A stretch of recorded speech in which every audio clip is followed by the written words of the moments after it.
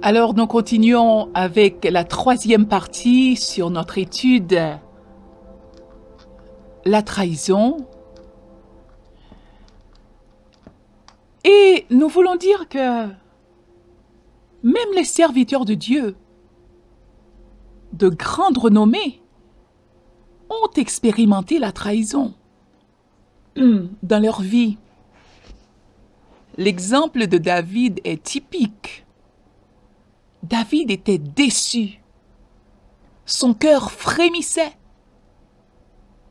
Son entourage s'était révélé hostile et d'une déception inouïe.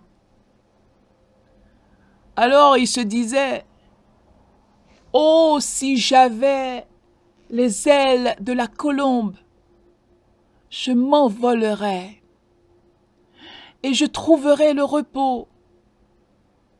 Voici, je fuirai bien loin. J'irai séjourner au désert.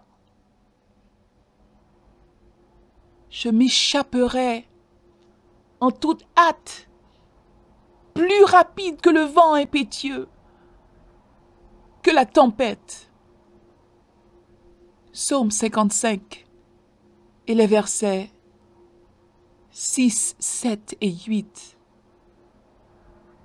C'est tellement offensant et humiliant que David aurait aimé déménager et aller loin, mais très loin de son entourage.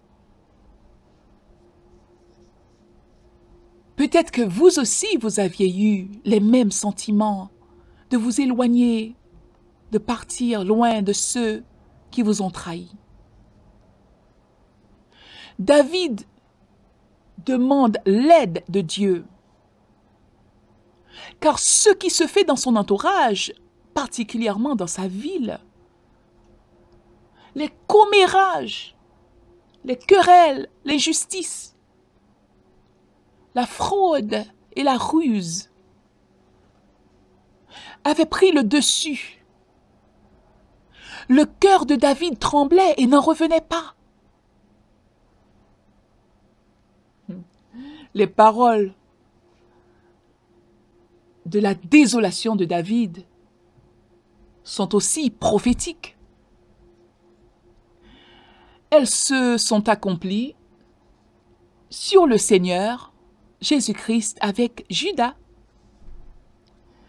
Il est écrit, celui-là même avec qui j'étais en paix, qui avait ma confiance et qui mangeait mon pain,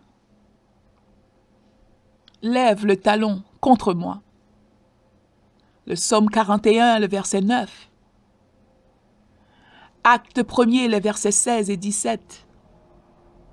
Jean 13,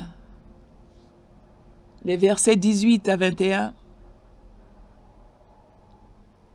Judas comme Absalom